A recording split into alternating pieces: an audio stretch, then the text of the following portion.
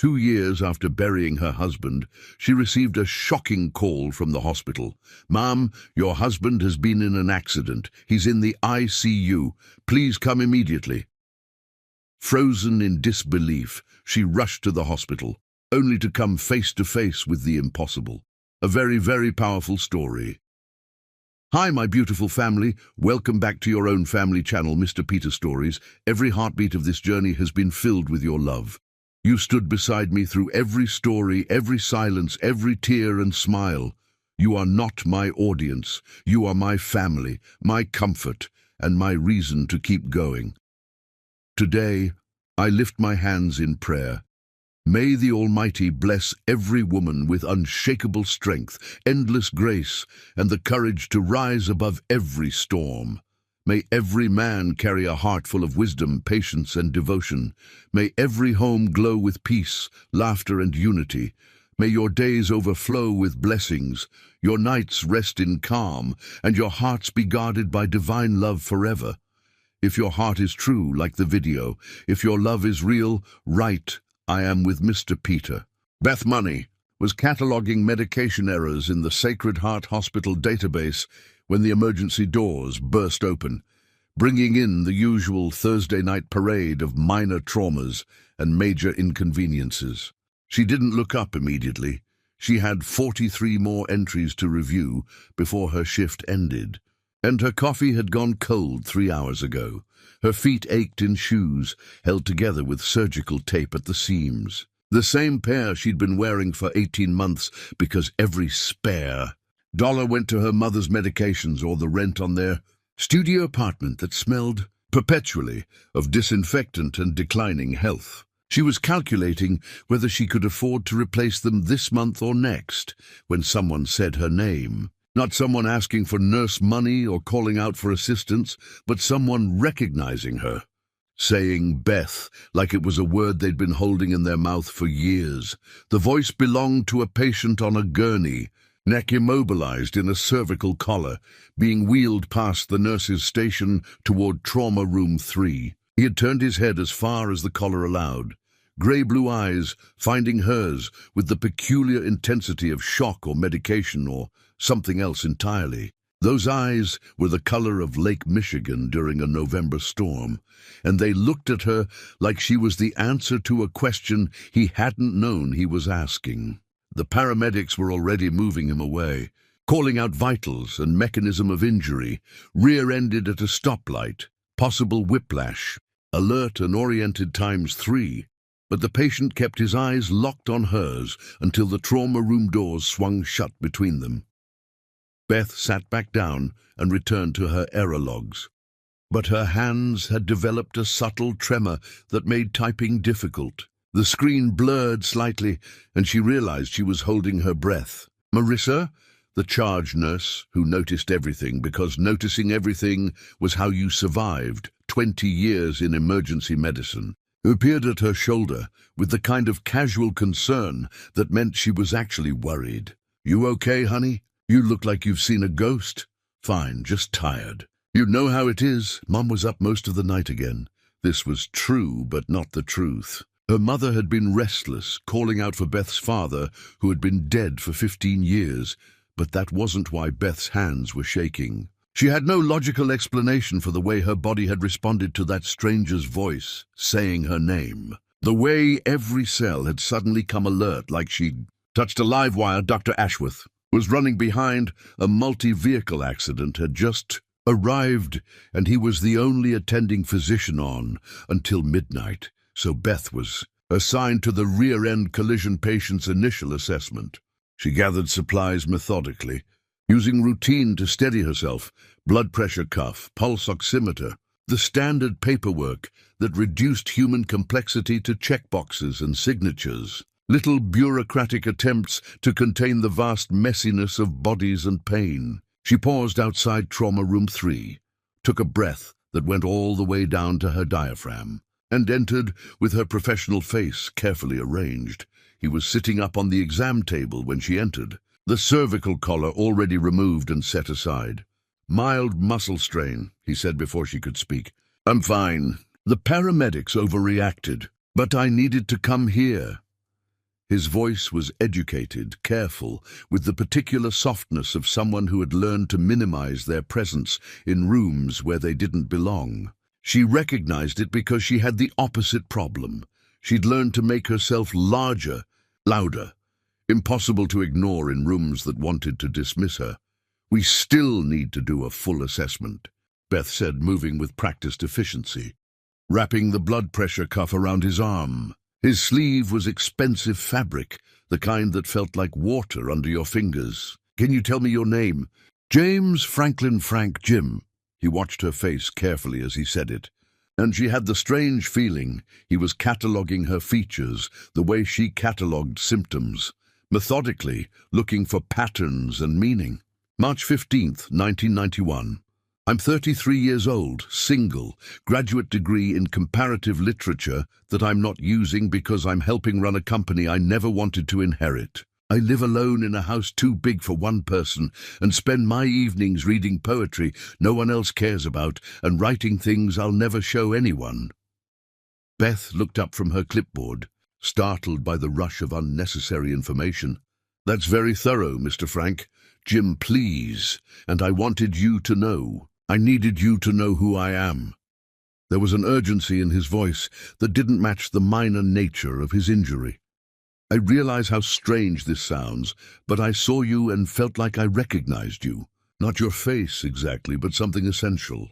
Like I'd been looking for you without knowing I was looking. Did you hit your head in the accident?" Beth kept her voice clinical, but her pulse had quickened. "Sometimes trauma can cause—" "No, and I'm not confused or disoriented. Actually, I feel oriented for the first time in my life." He smiled then, a crooked expression that transformed his serious face into something younger, more vulnerable. "Is that a medical emergency? Sudden onset clarity? It's not typical for a minor collision."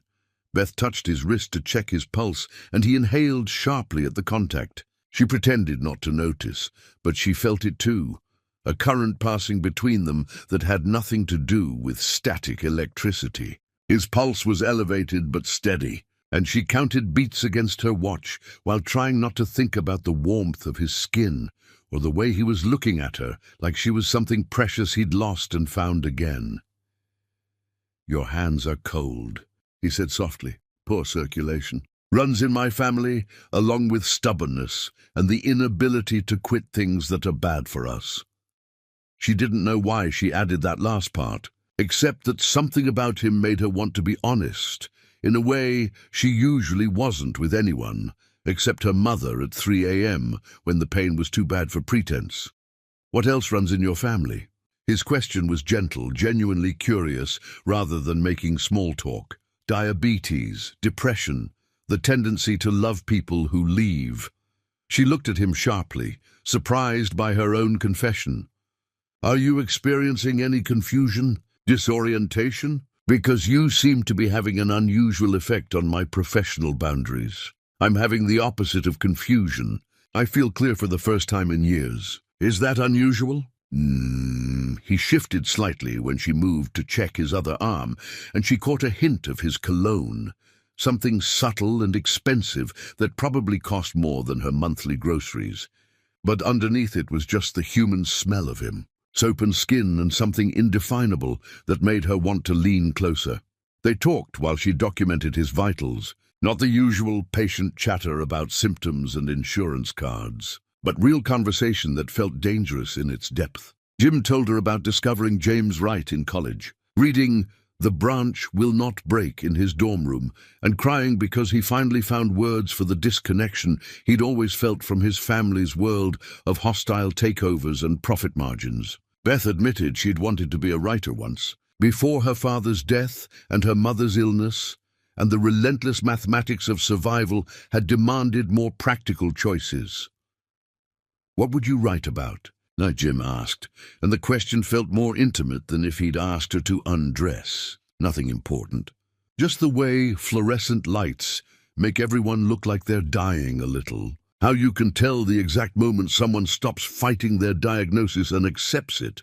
The specific weight of grief, you can actually measure it in the slope of shoulders. Did you know that? Grief has physical mass. It changes how people occupy space. That sounds like the most important thing anyone could write about, Jim said quietly, and Beth had to turn away because his sincerity was too much, too real in a place where she'd learned to armor herself in professional distance. Dr. Ashworth arrived eventually, performed a perfunctory examination with the exhausted efficiency of someone who'd seen too many bodies to be truly present for any individual one. He prescribed muscle relaxants Jim would never fill and discharged him with instructions to follow up with his primary care physician. The visit should have ended there. Jim should have walked out of Sacred Heart and become another forgotten face in the endless stream of Thursday night. Patients who passed through Beth's life, leaving nothing but paperwork and occasionally interesting stories. For the break room, instead, he lingered at the nurse's station while Beth finished her charting, pretending to read discharge instructions while obviously waiting for her to look up.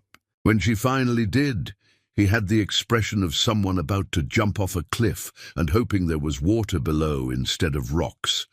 "I know this is inappropriate," he said. "I know you probably have policies about this, but would you have coffee with me? Real coffee, not whatever that is." He gestured at her cold cup with its film of separated creamer floating on top. "Just coffee. Just talking. I can't explain it, but I feel like if I walk out of here without some way to see you again, I'll be making the worst mistake of my life." "I don't date patients," Beth said automatically, though her heart was doing something complicated in her chest, a rhythm she would have been concerned about in anyone else. "I'm discharged, technically no longer a patient, and it wouldn't be a date. Just two people who've read James Wright, having coffee and talking about poetry and the physical weight of grief." He pulled out his phone, showed her a photo of his bookshelf. Poetry collections dominated 3 shelves: Neruda, Oliver, Clifton, Haas. "I have no one to talk to about any of this. My family thinks literature is what you study to have interesting conversation at charity galas. My colleagues think poetry is what you quote in wedding toasts. I've been so lonely, I sometimes feel like I'm disappearing, becoming less solid every day. And then I saw you and felt real again. That has to mean something." Beth looked at the books, then at his face. There was something raw in his expression, a loneliness that echoed her own so precisely it felt like looking in a mirror. She thought about her life, work, mother, sleep, repeat, a cycle that would continue until something broke, probably her. She thought about the last time someone had looked at her and seen Beth instead of a nurse or a caregiver or a problem to be managed. "One coffee," she heard herself say. "Tomorrow morning. Brennan's on 5th Street, 9 o'clock. And if you quote Neruda at me before I've had caffeine, I'm leaving." She would think later about fate versus coincidence, about the mathematical probability of Jim choosing that exact moment to glance away from his phone, causing the collision that brought him to Sacred Heart on the one night she was working that particular station. At the exact time, she was vulnerable enough to say yes to coffee with a beautiful stranger who read poetry. She would wonder if some forces were inevitable, like gravity or the way water always finds its level, like the way two people could recognize each other before they'd actually met. Chapter 2.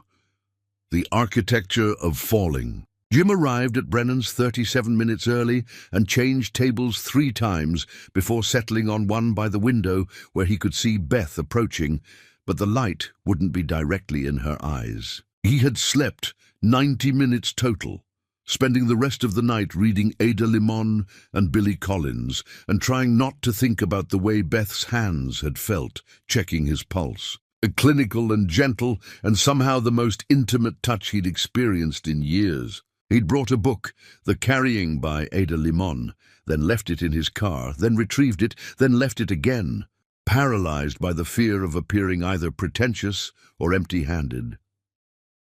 Beth was 6 minutes late and apologizing before she even sat down, slightly out of breath, her hair escaping from a ponytail in ways that suggested she'd been running. "My mother's home health aide didn't show. I had to wait for the backup and she got lost. And then Mom had an episode where she didn't recognize me and tried to call the police because a stranger was in her house. And she stopped abruptly, color rising in her cheeks. I'm sorry. You don't need to hear all this. I want to hear all of it. Jim stood awkwardly, uncertain of the etiquette. Handshake? Hug? He settled for pulling out her chair, a gesture that made her smile in a way that suggested she was trying not to laugh. Too much? Very gallant. Like something from a novel where everyone dies of consumption. But she sat down with a grace that made the wooden chair look elegant. Do you always pull out chairs for women? My mother's influence. She believes in proper manners and improper politics. She once served tea to the governor on her best china while explaining why his education policy was, and I quote, criminally negligent and morally bankrupt.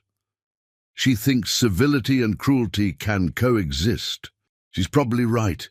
Beth ordered black coffee and a sesame bagel, and Jim noticed her quickly counting the bills in her wallet before deciding. The kind of mental math he remembered from graduate school before family money made such calculations irrelevant. He wanted to offer to pay, but sensed that would break something fragile between them, would establish a dynamic that would change everything that came after. Tell me about your mother, he said, then caught himself. Sorry, that's probably too personal for coffee between strangers who just happen to read the same poets. We're not strangers. You're the patient who mysteriously knew my name before I told you. She was teasing, but also not, her eyes searching his face for an explanation he didn't have. That was deeply weird, by the way.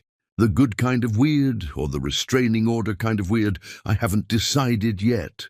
I can't explain it. I saw you and your name was just there in my mind, like remembering something I'd forgotten I knew.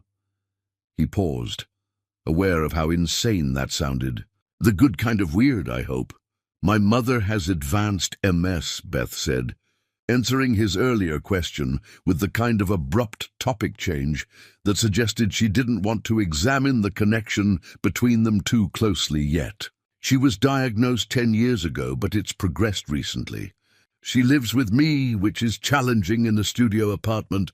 She used to be a teacher, high school biology, and now she can barely hold a pencil. Some days she's completely lucid, and we have these amazing conversations about everything, from cellular mitosis to Victorian poetry. Other days she thinks I'm her sister who died in 1987.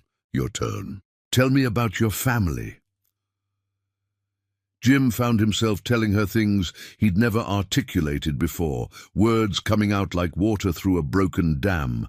How his father, Howard, had built Frank Industries through methods Jim suspected were unethical, but had never been able to prove, a suspicion that lived in his chest like a stone. How his brother Wesley had absorbed their father's ruthlessness like a genetic inheritance, viewing empathy as weakness and kindness as a luxury they couldn't afford. How his mother Diane performed elaborate social calculations. Every relationship a transaction, every kindness strategic. Every word chosen for maximum impact rather than truth. Example, Beth said, spreading cream cheese on her bagel with the precision of someone used to making resources stretch. Give me a specific example of your mother's strategic kindness. Last month, she donated $1 million to a children's hospital, not because she cares about sick children. I've never seen her interact with a child except to critique their posture, but because the hospital was naming a wing after someone who snubbed her at a charity auction in 2003. She literally bought her way into permanent proximity to her enemy. The donation will help kids, sure, but that's incidental.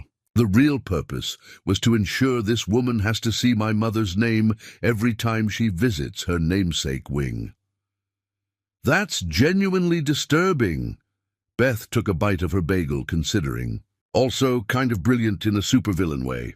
And you? Jim asked, needing to steer away from his family before their dysfunction poisoned this fragile new thing. Where do you fit in your family ecosystem? I'm the last one standing. She said it simply, without self-pity. Dad died when I was 18. Heart attack at work. He was gone before the ambulance arrived. My brother David overdosed 4 years ago. Fentanyl in what he thought was Percocet. Mum's dying slowly, system by system, and I'm trying to make it as dignified as possible while working 60-hour weeks and pretending I'm not drowning."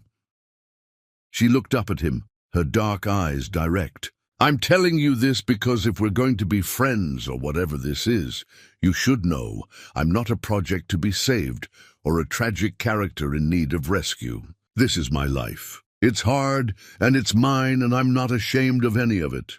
"I don't want to save you," Jim said carefully. "I want to know you. There's a difference." They talked until Brennan's filled with the lunch crowd, and their waiter began hovering with increasing obviousness. Jim wanted to suggest another location, another day, another lifetime of conversations. But Beth had to get home for her mother's afternoon medications and the elaborate ritual of helping her to the bathroom without destroying what remained of her dignity. "Can I see you again?" Jim asked as they stood outside in the noon sun that made Beth's hair reveal hidden auburn undertones he wanted to memorize. "I work nights, sleep days, take care of my mother in between. I exist in the spaces between normal life." She said it like a warning. "I have infinite flexibility and chronic insomnia. I exist in spaces too. Maybe they're adjacent." He knew he sounded desperate and didn't care. "Please, I haven't talked to anyone like this in maybe ever." She studied him with those dark eyes that seemed to see through his expensive clothes and careful manners to something more essential underneath. "Friday, 3 a.m., I have a break. Hospital cafeteria. And Jim, don't fall in love with me. I don't have room in my life for that kind of disaster." "Too late," he said, then immediately wanted to take it back, but Beth was already walking away, and he stood on the sidewalk, watching her disappear into the crowd, feeling like he'd just stepped off a cliff and discovered he could fly. Chapter 3. The Velocity of Truth. Their second meeting in the hospital cafeteria at 3 a.m. involved vending machine sandwiches that tasted like disappointment and a philosophical debate about whether suffering was essential for. Beth argued that comfort bred complacency, that the best poetry came from wounds that wouldn't heal. Jim countered that joy deserved documentation too, that Elizabeth Bishop wrote about happiness as complexly as she wrote about loss. They were both right and both wrong, and somewhere in the argument their knees touched under the table and neither of them moved away. "You don't understand," Beth said, peeling the plastic wrap off a sandwich that claimed to be turkey but looked like beige sadness between bread. "When you grow up with money, even your suffering has a safety net. You can afford to have a breakdown. You can check into somewhere peaceful and call it a wellness retreat. When you're poor, suffering is just Tuesday, and you still have to show up for your shift on Wednesday." "You're right," Jim said, and she looked surprised. "I don't understand. Not fully. But I want to. And my suffering might have a safety net, but it's still real. Different doesn't mean less valid. What do you suffer from?" She asked it gently, genuinely curious rather than challenging. The weight of inherited expectations, the guilt of unearned privilege, the specific loneliness of being surrounded by people who only see your function, not your face. The knowledge that my family's wealth comes from other people's misery, and I benefit from it every day, he paused, then added more quietly, the fear that I'm too weak to break away, that I'll die in the life they built for me instead of building my own. Beth reached across the table and took his hand. Her fingers were cold from the vending machine drinks, but her grip was firm. "You're not weak. Weak people don't question their circumstances. They don't stay awake wondering if they're good enough. They just accept and consume and never think about the cost. How do you know I'm not just another rich person having an existential crisis between trust fund deposits? Because you're here. At 3 a.m. in a hospital cafeteria, eating terrible food with someone you barely know, instead of at home in what I imagine is a very comfortable bed." She squeezed his hand once before letting go. "That's not nothing." Their third meeting was Beth showing him the hospital's roof access, using a key card she technically wasn't supposed to have. They sat on the concrete edge, legs dangling over 8 stories of empty space, watching the sunrise paint the city in shades of amber and rose. Beth told him about the patient who died during her shift, a 17-year-old named Amy who'd overdosed on purpose, leaving a note that just said, "I'm tired." Her parents kept saying they didn't understand, Beth said, her voice hollow with exhaustion and something heavier. They had given her everything: private schools, therapy, a car for her 16th birthday. They kept listing things they'd bought her as if that was the same as knowing her. But I understood. Sometimes the weight of being alive is so heavy you'd do anything to put it down, even if putting it down means putting yourself down permanently. Have you ever felt that way? Jim asked carefully. Every day from ages 16 to 19. I used to sit in my car in the high school parking lot, engine running, trying to decide whether to drive home or drive into the median on I-94. The median started looking more attractive every day. Then my mother got sick, and I couldn't afford that particular luxury anymore. She turned to him, and in the early morning light, he could see the exhaustion written in every line of her face. When someone else needs you to keep existing, you lose the right to stop. You, currently, except when I'm here. He meant the hospital, but he also meant with her in this bubble they'd created outside their regular lives. My family has my entire life mapped out. Marriage to someone appropriate, which means wealthy and connected. Children to carry on the family name. My gradual consumption by the company until I'm just another Frank who chose money over meaning. I can see it all stretching ahead of me like a prison sentence. And some mornings I think about how easy it would be to just not. To take all my sleeping pills at once and opt out of the whole performance. But you don't. But I don't, because I'm a coward. No!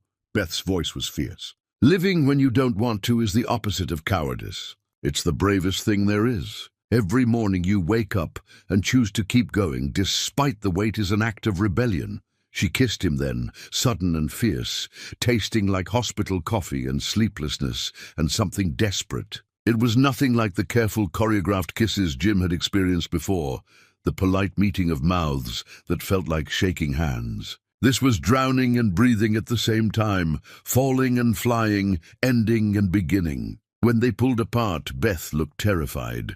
I can't do this, she said, already backing away from the edge, from him, from the vertigo of what had just happened. Why? Because you're going to realize I'm just a tired nurse from a bad neighborhood who can barely keep her life together. Because your family will find out and make you choose, and blood is always thicker than whatever this is. Because this kind of thing doesn't happen to people like me. What kind of thing? The kind where everything changes. The kind that makes you believe in fate or God or cosmic significance. The kind that ends with someone getting destroyed, and it's usually the person with less power. She was crying now. Angry tears she wiped away impatiently. I've worked in an ER for 5 years. I know how stories like this end. The rich boy doesn't choose the poor girl. That's just in movies and books written by people who've never been poor. This isn't a story, Jim said, though even as he said it, he knew it wasn't entirely true. Everything felt narrative, charged with meaning, like they were already in the third act of something that had started before they were born. It's just us. There is no just us.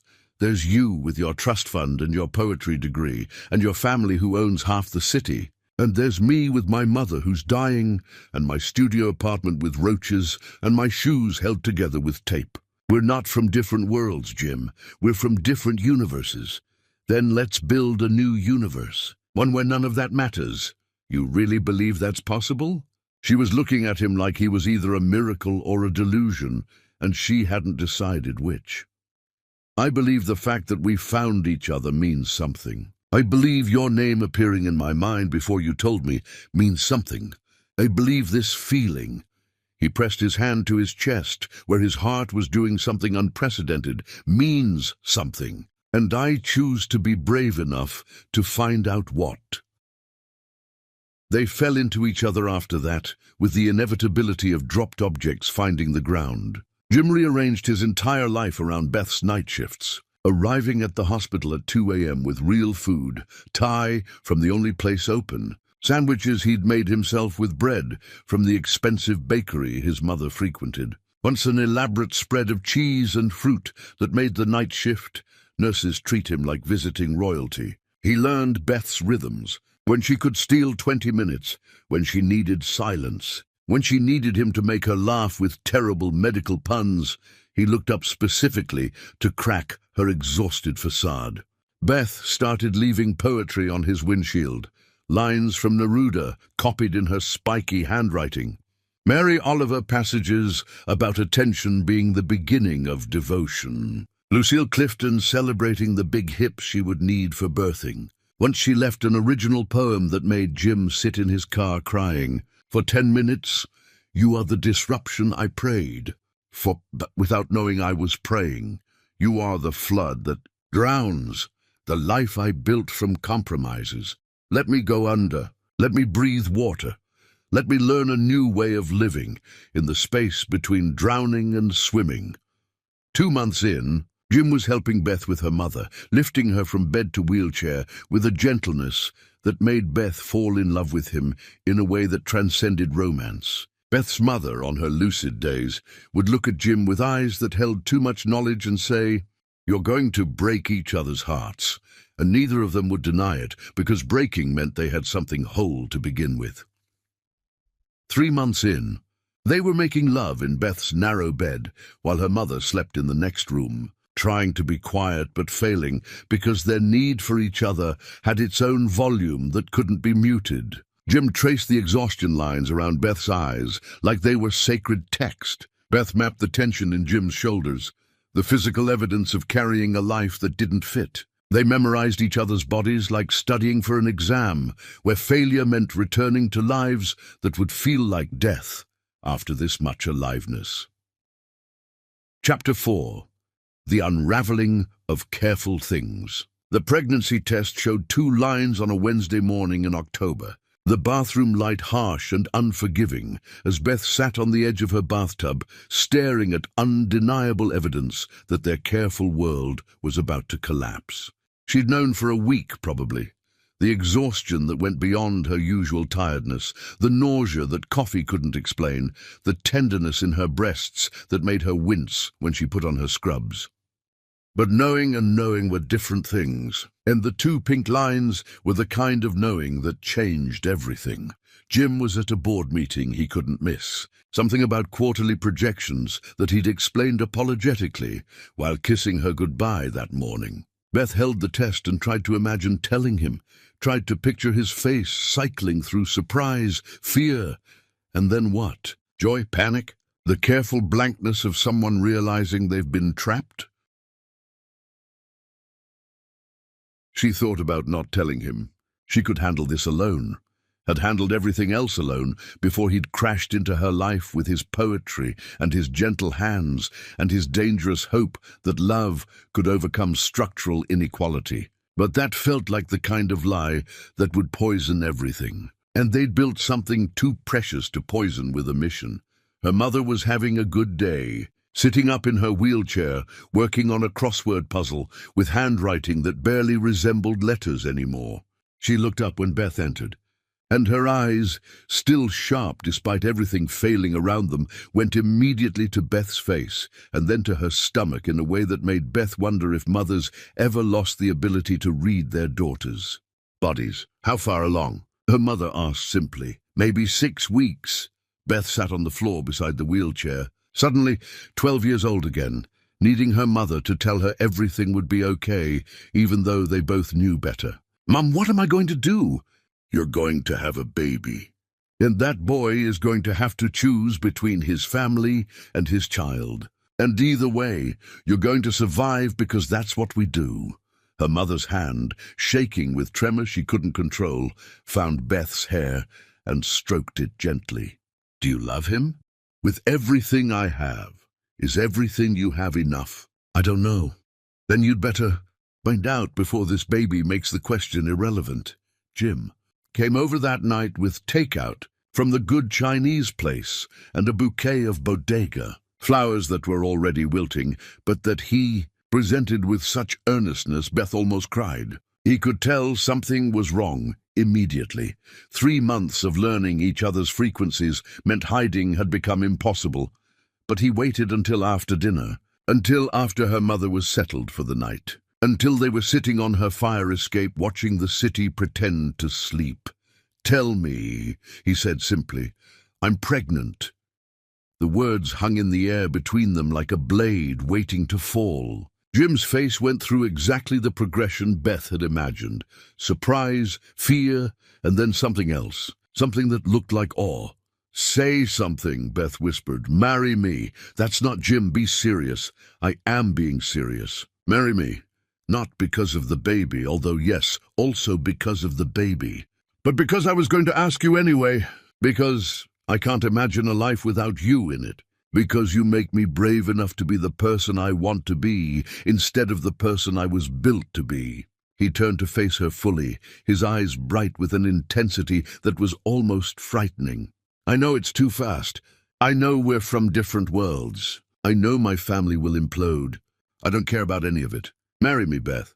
You haven't told your family about me yet. I'll tell them tomorrow. They'll destroy us. They'll try. Jim, do you love me?" "You know I do." "Then that's all that matters. Everything else is just logistics." But logistics, Beth knew, were where love went to die. Logistics were bills and insurance and custody agreements. Logistics were the reason her father had worked himself to death and her brother had turned to pills. Love was the luxury. Logistics were the reality. But looking at Jim's face, the desperate hope mixed with determination, she let herself believe for a moment that maybe they could be the exception. "Ask me again when your family knows," she said finally. "Ask me when you understand what you're actually choosing." The next evening, Jim put on his best suit, the one his mother had chosen for last year's charity gala, and drove to his family's estate with Beth beside him. She'd wanted to wait in the car, but Jim insisted she come in. "We face them together or not at all," he'd said. And the set of his jaw suggested this wasn't negotiable. The Frank mansion sprawled across 3 acres of manicured perfection, every blade of grass exactly the right height, every flower chosen for maximum impact rather than beauty. Beth had seen it from the outside during one of her late-night drives when she couldn't sleep. But walking through the front door felt like entering a museum where touching anything would trigger alarms. Diane Frank stood at the top of the marble staircase like she'd been posed there, wearing a cream-colored dress that probably cost more than Beth made in 6 months. Howard emerged from his study with the careful movements of someone who'd had 2 drinks, but was pretending to have had none. Wesley appeared last, taking in Beth's presence with a calculating look that reminded her of doctors deciding whether a patient was worth saving. "Father Wesley," Jim said, his voice steady, though Beth could feel his hand trembling where it held hers. "This is Beth Money, the woman I love, the mother of your grandchild." The silence that followed had physical weight, pressing against Beth's chest until breathing became conscious effort. Diane descended the stairs slowly, each click of her heels on marble sounding like a countdown to execution. "I see," she said finally, her voice so controlled it could have been discussing the weather. "And how long has this situation been developing?" 3 months, Jim said. "The best 3 months of my life." 3 months. Diane repeated it like tasting something rotten. "And you're certain the child is yours?" "Don't!" Jim's voice carried a warning that made even Wesley take a step back. "Whatever you're about to say, don't. I'm simply asking logical questions." This woman, Diane looked at Beth the way someone might examine a stain on expensive carpet, appears from nowhere, attaches herself to you, and now claims to be carrying your child. Forgive me for finding the timing suspicious. The only suspicious thing here is how quickly you jumped to the worst possible assumption, Jim said. Beth didn't attach herself to me. If anything, I pursued her. She tried to maintain professional boundaries. She warned me this would happen. And I didn't care because being with her is the first real thing I've done in my entire manufactured life. Howard finally spoke, his words careful and measured. "Son, you're emotional. That's understandable. But emotions pass. Consequences don't. This woman, Beth, her name is Beth. Beth, then. She seems lovely, but she's not from our world. She doesn't understand the responsibilities that come with being a Frank, the obligations, the expectations." "You mean she hasn't been trained to prioritize money over meaning?" Jim said. "She hasn't learned to smile while destroying people. She hasn't mastered the art of polite cruelty. You're right, she doesn't belong in your world. Which is why I'm leaving it." Wesley laughed, the sound sharp and unpleasant. "With what money? You think you can support a family on poetry and good intentions? You think she'll still love you when you can't pay for her mother's medical bills?" Beth found her voice finally, surprising everyone, including herself. "I've been paying my mother's medical bills for 10 years. I've been supporting myself since I was 18. I don't need Jim's money or yours. What I need is for you to stop talking about me like I'm not standing right here." Diane turned her attention to Beth fully for the first time, and Beth understood what small animals felt like when hawks circled overhead. "You're very pretty," Diane said, making it sound like an accusation. "And I'm sure you're very good at your job, but you have no idea what you're asking my son to sacrifice. The life he would have with you would be small and hard and ultimately disappointing. Is that really what you want for him?" "I want him to be happy," Beth said simply. "Something he's never been in this house." The words hung in the air like a challenge. Diane's carefully composed face cracked slightly, showing something raw underneath before she pulled herself back together. "I'll make you a deal," she said, her voice returning to its controlled register. "Stay here for 2 weeks, both of you. Let us get to know Beth properly. Let her see what Jim would be giving up. And then, if you still want to throw your life away, at least you'll do it with full knowledge of the cost." Jim started to refuse, but Beth squeezed his hand. She knew a trap when she saw one, but she also knew that running now would mean always running, always wondering if they could have faced this and won. "Fine," Beth said. 2 weeks. Chapter 5. The Slow Poison of Compromise. Living in the Frank mansion was like being slowly suffocated by silk. Everything was beautiful and soft, and designed to make breathing just difficult enough that you noticed, but not so difficult that you could complain. Beth was given a room in the East Wing, close enough to Jim's childhood bedroom, to maintain the fiction of propriety, but far enough that she felt isolated, cut off from the one person who made this bearable. The room itself was larger than her entire apartment, with a bathroom featuring Italian marble and fixtures that probably cost more than her annual salary. The bed was so soft she couldn't sleep, used to her lumpy mattress that had trained her spine into specific accommodations. She would lie awake listening to the house settle. These expensive sounds, nothing like the sirens and arguments and music that provided her usual nighttime soundtrack.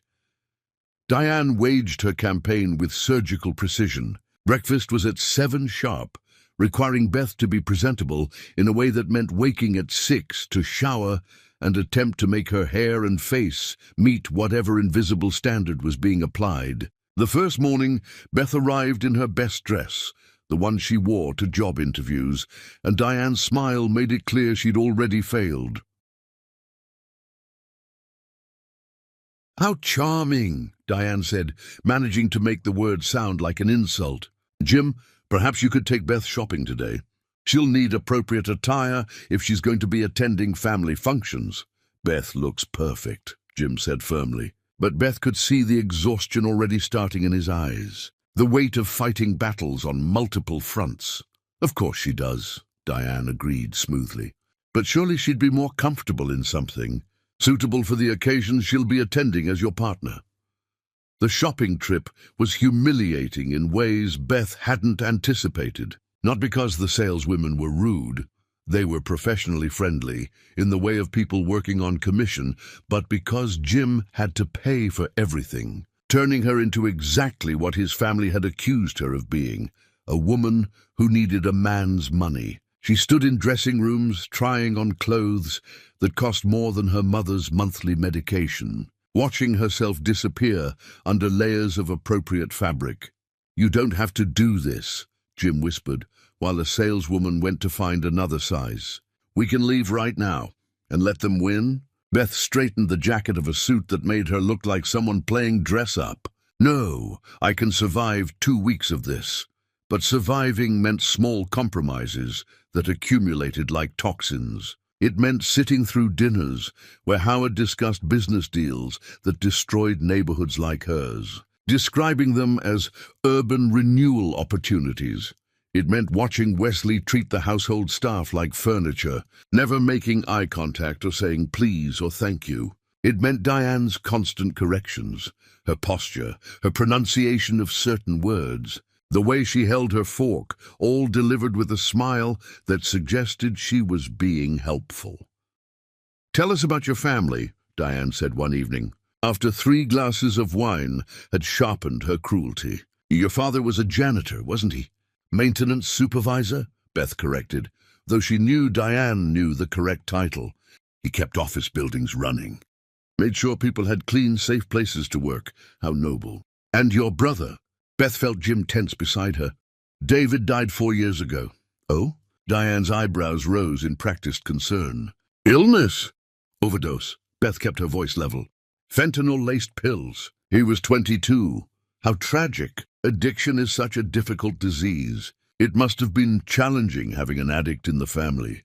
"He wasn't an addict." Beth's voice came out sharper than intended. "He had a back injury from working construction. His doctor cut off his prescription without tapering him down or offering alternatives. He bought what he thought were regular pills because he couldn't afford another doctor visit and couldn't afford to miss work. One bad decision in a moment of desperation doesn't make someone an addict." "Of course not," Diane said smoothly. "I'm sure he was a lovely person. Such a shame when people make poor choices." Beth wanted to throw her wine in Diane's face, wanted to scream that David had been brilliant and funny and kind, that he'd taught her to ride a bike and checked under her bed for monsters and called her every Sunday even when he was struggling. But she swallowed the rage because that's what Diane wanted. An explosion she could point to as evidence of Beth's unsuitability. Wesley was subtler in his approach, cornering Beth when Jim was pulled into meetings he supposedly couldn't miss. "You know this is temporary, right?" he said one afternoon, finding her in the library trying to read while her stomach churned with morning sickness that lasted all day. "Jim's had these episodes before, these attempts at rebellion. He always comes back to who he really is. And who is that? A Frank. Someone who understands that feelings are lovely but irrelevant when it comes to real life. He'll realize eventually that love doesn't pay medical bills or private school tuition. And when he does, where will that leave you? With a child who knows they were wanted," Beth said. "Which is more than you can say." Wesley's face darkened. "You think you're clever. You think you've won something, but you're just another obstacle to be managed, and this family is very good at managing obstacles." The stress was affecting her physically. She could barely keep food down, but throwing up during Diane's carefully orchestrated meals would be seen as weakness or manipulation. She hid saltines in her pockets, excused herself to bathrooms where she could vomit quietly, covered her exhaustion with makeup Jim's money had paid for. Her mother called daily, but Beth couldn't tell her the truth, that she was drowning in enemy territory while carrying a child who might never know peace. Jim tried to protect her, but he was fighting his own battles. Howard had suddenly discovered urgent problems at multiple Frank Industries subsidiaries, requiring Jim's immediate attention. Diane had a series of social obligations that Jim couldn't miss without causing the kind of gossip that would damage the family's standing. Wesley had their corporate lawyers reviewing Jim's trust fund terms, looking for clauses that could be weaponized. They managed to steal moments together, late nights in Jim's room, when the house was asleep. Early mornings walking the grounds before the surveillance of family breakfast. But even these felt tainted, observed, performed for an audience that might not be present but always felt possible. "We're losing," Beth said one night, lying in Jim's childhood bed, surrounded by evidence of who he'd been before her. Tennis trophies, debate certificates, photos from European vacations she couldn't imagine affording. They're wearing us down exactly like they planned. No, Jim said, but his protest lacked conviction. We're proving we can endure this. Enduring isn't the same as living. And what about when the baby comes? Do you want our child growing up in this toxic atmosphere? Being taught that cruelty is sophistication and money matters more than meaning? Of course not. But if we leave now, they'll use it against us. They'll say we couldn't handle real life, that we're not stable enough to raise a child. They have judges who owe them favors, social workers they've donated to. They could make our lives impossible in ways we haven't even imagined yet. Beth knew he was right. The Frank family's power extended far beyond this mansion, into courtrooms and boardrooms and agencies that were supposed to protect people like her, but somehow never did. They were trapped between staying and being slowly poisoned or leaving and being systematically destroyed. On the 10th day, Diane played what she clearly considered her winning move. She'd arranged a family dinner with extended relatives and business associates, the kind of event that required Beth to perform appropriateness for 3 hours straight. Beth wore the most expensive dress Jim had bought her, arranged her hair the way the salon had taught her, smiled until her face ached. She was doing well until dessert, when Diane stood to make a toast. To family, Diane said, raising her glass. To understanding where we come from and where we're going. To knowing that some things, breeding, education, shared values, matter more than temporary feelings. She looked directly at Beth. And to those who understand that loving someone sometimes means letting them go back to where they belong. Beth stood up so quickly her chair scraped against the floor. The room fell silent, 20 pairs of eyes turning to her with expressions ranging from pity to barely concealed delight at the drama. "You're right," Beth said, her voice carrying clearly through the dining room. "I don't belong here. I don't belong in a place where people measure worth by bank accounts and bloodlines, where kindness is weakness and cruelty is called civilization, where you can sit at a table that costs more than most people make in a year and discuss destroying neighborhoods like they're monopoly properties. You're absolutely right. I don't belong here." She turned to Jim, whose face had gone pale. "But neither do you. You never have. And staying here, trying to prove something to people who will never see you as anything but a disappointment, is killing the person I fell in love with. So I'm leaving, tonight. You can come with me or stay here, but I won't watch you disappear into their world anymore."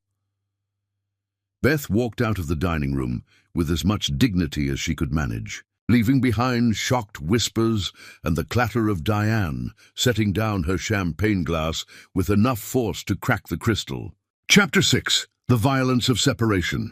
Beth made it to the guest room before the shaking started. Adrenaline and rage making her hands tremble as she threw clothes into her bag without folding them, shoving the expensive dresses in with her old jeans in a tangle that felt like rebellion. She could hear raised voices from downstairs. Jim's voice sharp with anger, Howard's low and threatening, Diane's cutting through both with surgical precision. The sounds carried through the mansion's perfect acoustics, designed to impress but now serving as an amphitheater for family destruction.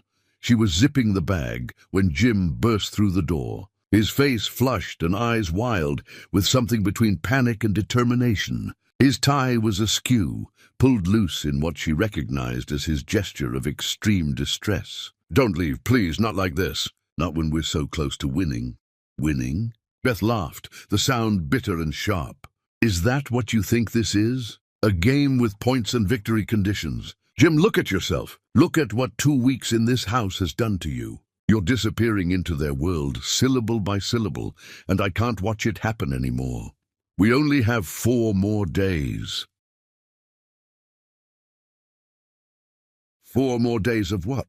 Of your mother dissecting my family's tragedies over 5-course dinners like she's performing an autopsy for entertainment.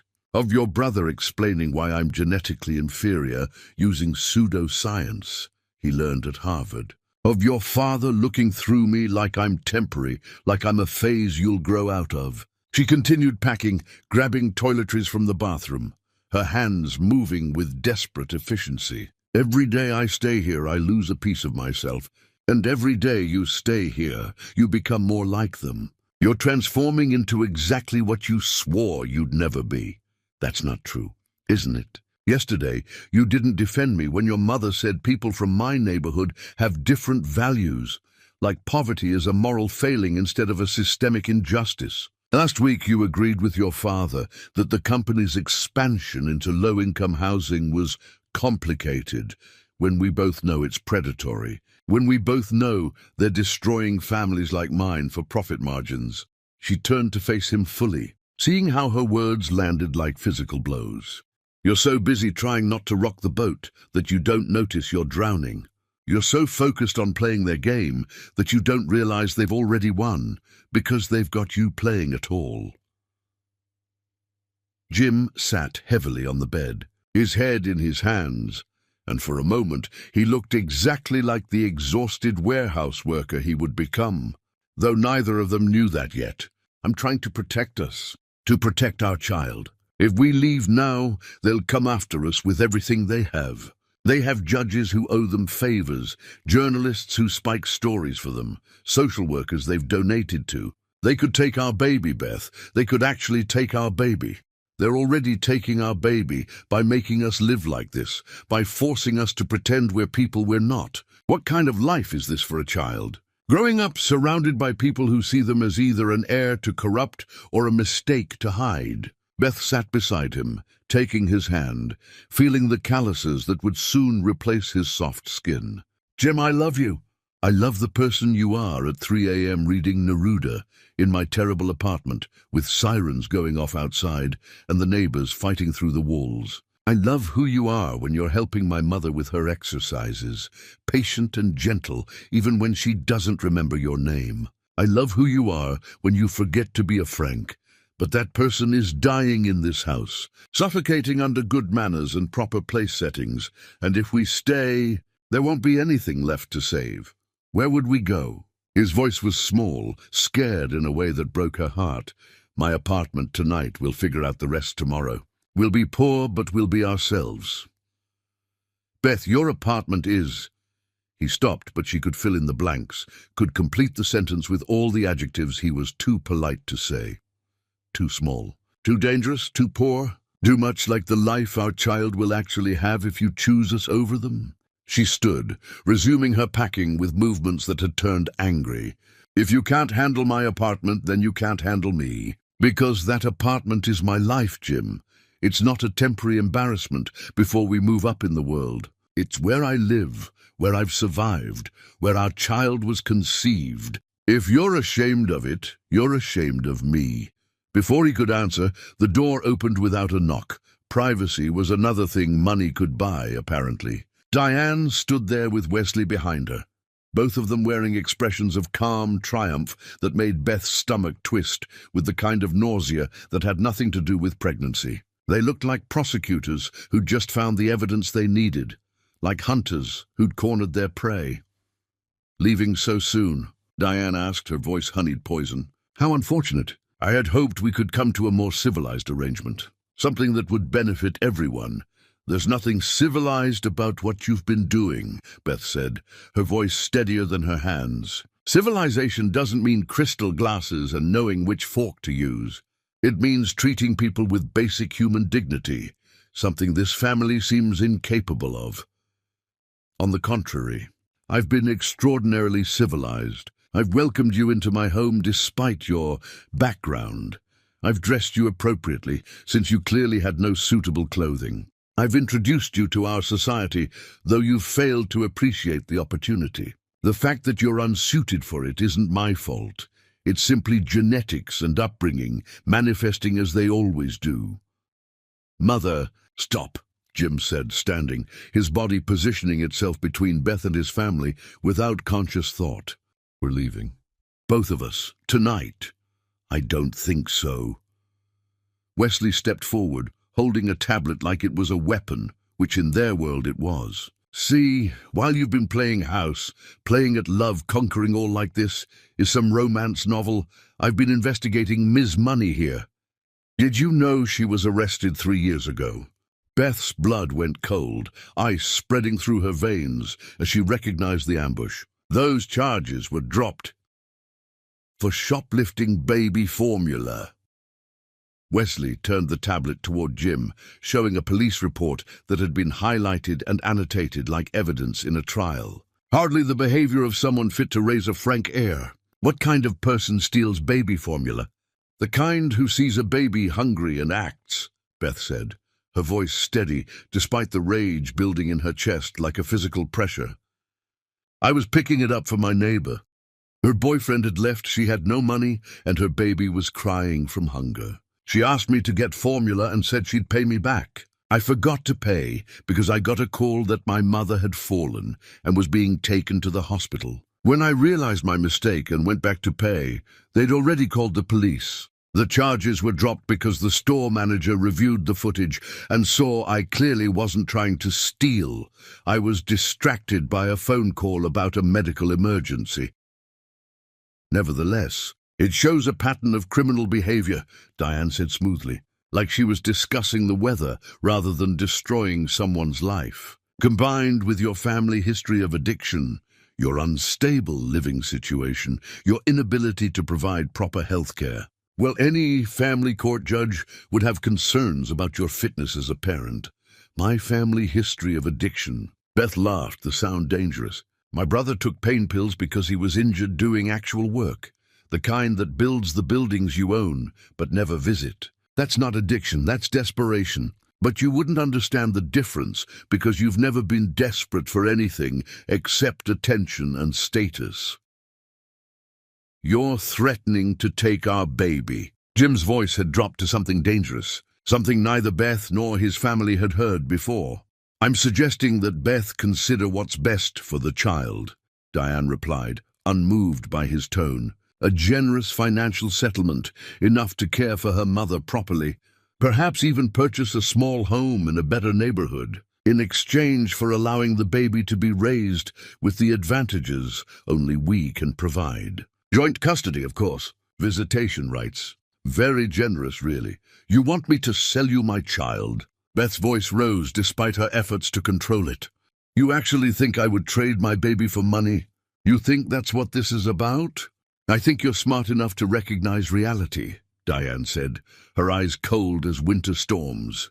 You can struggle to raise this child in poverty, watching them miss opportunities, unable to provide proper education or health care or even basic safety. Or you can ensure they have everything while also securing your mother's care. It's really quite generous. Most women in your position would be grateful for such an offer. Get out, Jim said quietly, the words carrying more weight than shouting would have. I beg your pardon? Diane's eyebrows rose in practiced surprise. Get out! His voice was louder now, filling the room with a rage Beth had never heard from him. Get out of this room. Get out of our lives. And if you ever threaten Beth or our child again, I will destroy everything you've built. I'll go to the press with every dirty deal, every bribe, every corner cut. I'll provide documentation for every building code violation, every tenant you've illegally evicted, every safety regulation you've ignored. I'll burn Frank Industries to the ground and salt the earth so nothing ever grows there again. You wouldn't dare, Howard said from the doorway. Apparently, the whole family had come for the show, drawn by the prospect of Beth's humiliation.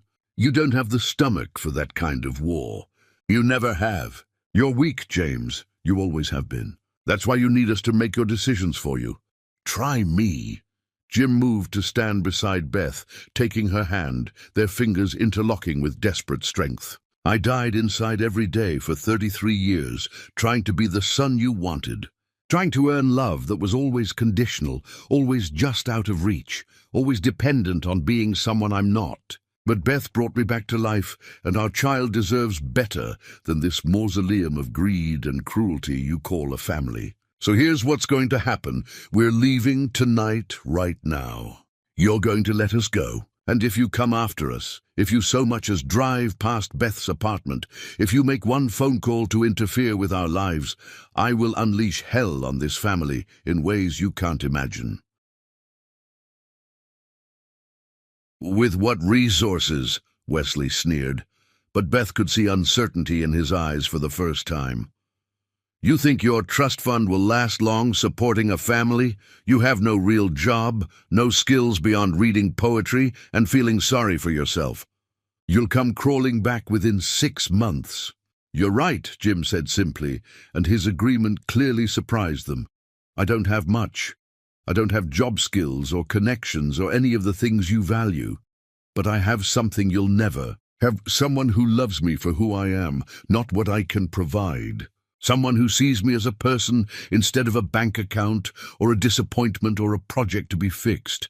And that's worth more than every dollar this family has stolen over the generations." He turned to Beth, his eyes bright with unshed tears and determination. "Pack everything, we're going home."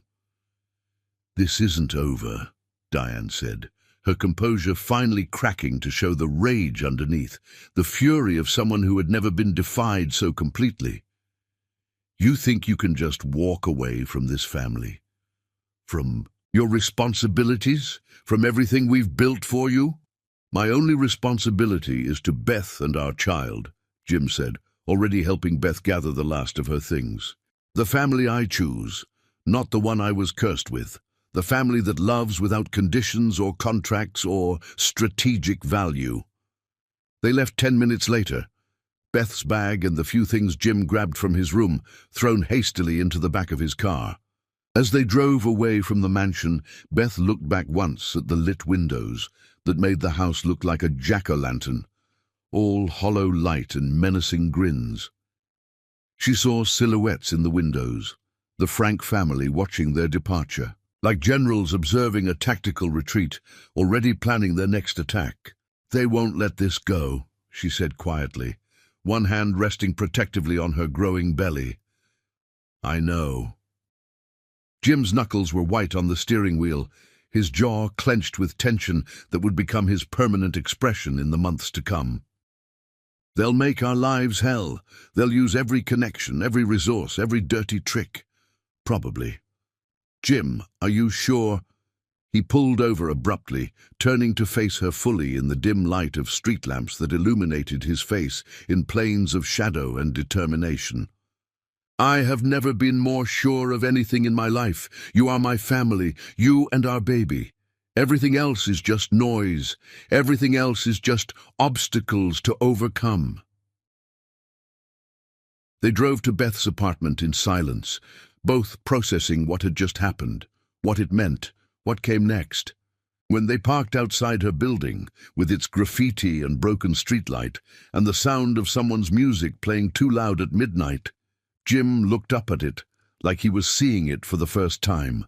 Really seeing it, not through the lens of his privileged life, but as what it was, a place where real people lived real lives without apology.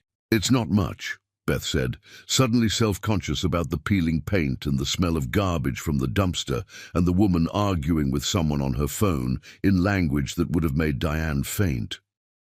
"It's everything," Jim replied, and she could tell he meant it. "It's real. It's honest. It's ours." They climbed the 3 flights of stairs, Beth's key sticking in the lock the way it always did, requiring the specific jiggle she'd mastered over years. Her mother was asleep in the hospital bed that took up half the living space, her breathing labored but steady, the oxygen machine humming its mechanical lullaby. The apartment smelled like the lavender oil Beth used to mask the scent of medication and illness, like the coffee that was always brewing because sleep was a luxury they couldn't afford, like life being lived despite circumstances that suggested life shouldn't be possible here. "Welcome home," Beth whispered, and when Jim pulled her close, she could feel him shaking, with relief or fear or maybe both.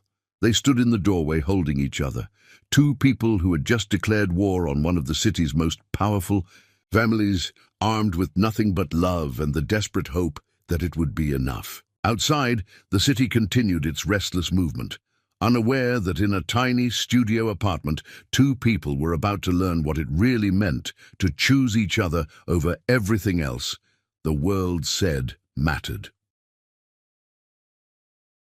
Chapter 7. The Weight of Consequence. Lily's first month in Beth's apartment was an education in poverty that no amount of Jim's theoretical understanding could have prepared him for. He learned that hot water was a limited resource that required strategic planning. Beth's mother needed help bathing at 7 a.m. when the ancient boiler was most reliable, which meant Jim and Beth took turns with abbreviated showers that sometimes ended in shocking cold. He learned that the cockroaches weren't a sign of poor housekeeping, but of systemic neglect by landlords who knew their tenants had nowhere else to go. He learned that the police sirens that punctuated their nights weren't abstract symbols of urban decay, but specific tragedies happening to real people just blocks away. But mostly, he learned about the mathematics of survival, the complex calculations Beth performed every day without conscious thought. They sat at her tiny table, really a card table she'd found on the street and reinforced with duct tape, while she showed him how $43 needed to stretch for 5 days.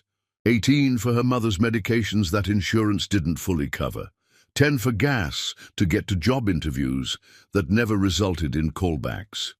8 for the laundromat because the building's machines had been broken for 3 years. 7 for food, rice, beans, the bruised vegetables from the discount market that needed to be used immediately. That left nothing for the prenatal vitamins Beth needed, so she'd skip them this week and double up next week if money was better, though it never was. "This is impossible," Jim said, staring at the numbers that refused to add up, no matter how many times he rearranged them. "The math doesn't work." "The math never works," Beth replied, matter-of-fact in the way of someone who'd long ago stopped expecting miracles. "That's why people like us are always in debt to someone. Payday lenders, credit cards with criminal interest rates, family members who can't afford to help but do anyway. Poverty charges interest on everything, even survival." Jim's job search was an exercise in humiliation dressed up as opportunity. His resume, impressive in certain circles, was almost useless in the real world where Beth lived. His poetry, degree from an elite university, might as well have been written in a dead language for all the good it did him. He applied for teaching positions, but they wanted classroom experience and teaching certificates he didn't have. He applied for office jobs, but he was simultaneously overqualified and underexperienced, a paradox that meant automatic rejection. His family name, which had always opened doors, now seemed to close them. Either people recognized it and wanted nothing to do with Frank Industries' legacy, or they didn't recognize it and wondered why someone with such fancy education wanted to work for $15 an hour. After 3 weeks of rejection, he finally got overnight shifts at a warehouse in the industrial district, loading trucks from midnight to 8 a.m. for barely above minimum wage. The hiring manager, a man named Carlos with tired eyes and hands, that had done real work, looked at Jim's soft hands and clean clothes with barely concealed skepticism. "You ever done physical labor?" Carlos asked. "No," Jim admitted. "You running from something? Cops, debts, angry ex?" "My family." Carlos laughed, short and bitter. "Aren't we all? You start tonight. Don't be late, don't complain, and don't quit without notice. We clear?" Clear.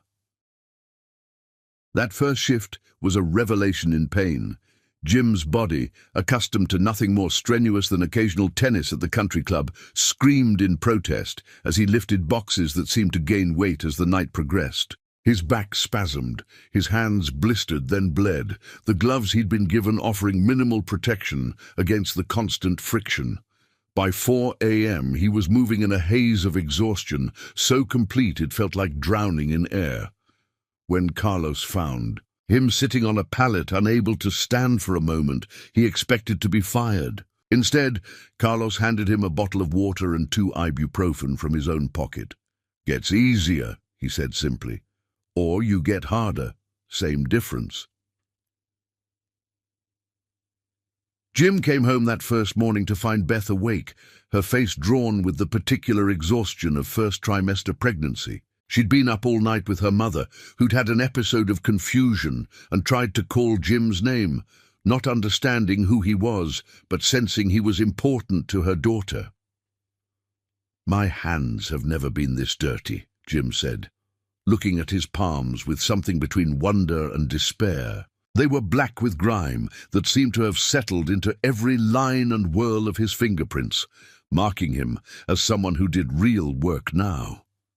"Now they're honest hands," Beth replied, taking them gently in hers and leading him to the bathroom, where she'd laid out bandages and antibiotic ointment she couldn't really afford. She cleaned his wounds with the practiced efficiency of a nurse, wrapping his palms carefully while he tried not to whimper at the sting. Beth's own job search had hit a wall that had Diane Frank's fingerprints all over it. Every hospital in the city suddenly had hiring freezes. Private clinics never returned her calls. Even home health agencies, desperate for workers and usually willing to overlook almost anything, somehow found reasons Beth wasn't suitable. The blacklisting was surgical in its precision. She could probably get work 1 state over, but they couldn't afford to relocate, couldn't leave her mother's doctors, couldn't abandon the fragile network of survival they'd built. "They're trying to starve us out," Beth said, after another fruitless day of applications. "Make us so desperate we come crawling back." "Then we don't crawl," Jim said, though his body ached in ways that made even walking feel like surrender. "We find another way." The other way came from Mrs. Chen, the elderly Chinese woman who lived 1 floor down and seemed to know everything that happened in the building before it happened. She appeared at their door one evening with a covered dish that smelled like salvation and a proposition that sounded like dignity. "You need work," she said to Beth without preamble. "I need someone reliable. I run cleaning service, cash only, no questions. Is hard work. Not glamorous, but is honest money. I'll take it," Beth said immediately. "Is not easy with baby," Mrs. Chen gestured at Beth's still small belly. "Lots of bending, chemicals, heavy equipment. You sure?" "I'm sure." The work was brutal on her pregnant body. Beth spent nights cleaning office buildings after the workers had gone home, pushing vacuum cleaners that seemed heavier every day, scrubbing toilets while fighting morning sickness that lasted all day, using industrial chemicals that made her nausea worse despite the masks Mrs. Chen provided. Her back ached constantly. Her feet swelled until her shoes, the same taped-together ones, barely fit. But it was cash in hand every night, invisible to whatever systems the Franks were monitoring, enough to keep them afloat if barely. Jim found additional work through one of his warehouse colleagues, a man named Derek who dealt with rich kids' problems for cash. Specifically, he connected privileged teenagers with tutors who could guarantee improved test scores. The irony wasn't lost on Jim. The same families who would never accept Beth were paying him under the table to help their children reach schools like the one he'd attended, to perpetuate the very system that was currently crushing them. $100 an hour, Derek explained. Cash! You go to their houses, make their kids marginally less stupid, collect your money. Don't fuck their moms, don't steal their shit, don't talk about what you see. Easy. It wasn't easy. Jim would finish his warehouse shift, sleep 3 hours, then drive to mansions that reminded him of his parents' house to tutor teenagers who complained about problems that would have been luxuries in Beth's world. They whined about their parents' expectations while Jim thought about Beth cleaning their parents' offices at night. They stressed about which Ivy League school to attend, while Jim wondered if his child would be able to afford community college. One student, a girl named Madison, whose father owned several buildings in Beth's neighborhood, complained that her parents were literally ruining her life by insisting she maintain a B average to keep her car. "Do you know what real problems look like?" Jim asked. his patience finally snapping after 4 hours of her complaints. Real problems are choosing between insulin and electricity. Real problems are working 3 jobs while pregnant because someone blacklisted you from your profession. Real problems are watching your mother die slowly while you can barely afford to make her comfortable. Madison stared at him, shocked into silence. Then quietly she said, "I didn't know there were people who actually lived like that." "There are millions of us," Jim said, the use feeling strange but right in his mouth. "We're just invisible to people like you." He expected to be fired, but Madison's scores improved dramatically after that conversation, and her mother recommended him to 3 other families. The money helped, but the psychological toll of existing in both worlds, loading trucks with men who were 1 injury away from homelessness, then teaching children who spent more on coffee than those men made in a day, was eating at Jim in ways he couldn't articulate. Beth understood without words. She'd come home from cleaning office buildings where single desks cost more than their annual rent, her body aching and find Jim staring at nothing, trying to reconcile the different versions of reality he inhabited. They'd hold each other in their narrow bed, while her mother's breathing machine provided a mechanical rhythm to their silence. Both too exhausted to speak, but needing the confirmation that someone else understood this impossible existence. Her mother's condition worsened as Beth's pregnancy progressed, as if she was holding on just long enough to know her grandchild would exist. The confusion episodes increased. She called for Beth's father more frequently, for David, for people long dead. But on her clear days, she was still the sharp woman who'd raised Beth to be strong. And she watched Jim with eyes that saw everything. "He's changing," she told Beth one afternoon while Jim was at the warehouse. "The soft parts are wearing away." "Is that bad?" Beth asked, though she'd noticed it too, the way Jim's gentleness was calcifying into something harder, more defensive. "Not bad. Necessary. But don't let him lose all the softness. The world needs people who stay tender despite having every reason to harden." She paused, her breath laboring. "You're both being forged by this. Make sure you're forged into something worth becoming." The 20-week ultrasound should have been a celebration, but they almost missed it because they couldn't afford the copay. Jim had to choose between the ultrasound and getting his wisdom tooth pulled. It had been aching for weeks, but dental work was a luxury now. He chose the ultrasound without hesitation, living on ibuprofen that barely touched the pain. They sat in the waiting room of the community clinic, surrounded by other women who looked like Beth, tired, pregnant, worried about money. The receptionist called names with the bored efficiency of someone who'd seen too much desperation to let it affect her anymore. When Beth's name was finally called, they walked back together, Jim limping slightly from a back injury he'd gotten at the warehouse that he was pretending didn't exist. The technician, young and relentlessly cheerful, spread gel on Beth's growing belly and began the scan. "Let's see what we have here. Strong heartbeat, good position. Do you want to know the gender?" "Yes," they said simultaneously. "It's a boy. Everything looks perfect. 10 fingers, 10 toes, healthy development." Beth cried then, not from joy, but from relief. Despite the stress and poor nutrition and constant fear, their son was growing. He was strong. He would survive this, even if she wasn't sure she would. "Timothy," she said suddenly, "after my brother's middle name. David Timothy. So part of him continues." "Timothy Money Frank?" Jim suggested. "Just Timothy Money," Beth said firmly. "Your family doesn't get to claim him. He's ours, not theirs." Jim nodded, understanding.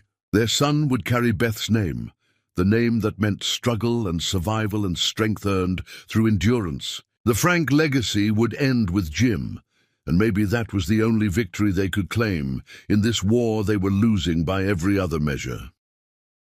That night, as they lay in bed with Jim's hand on Beth's belly, feeling Timothy move, they didn't talk about the future. They couldn't afford to.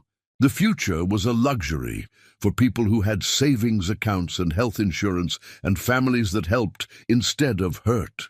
They had this moment, Timothy kicking against Jim's palm, Beth's breath warm against his neck, Her mother sleeping peacefully for once, and that had to be enough because it was all they had.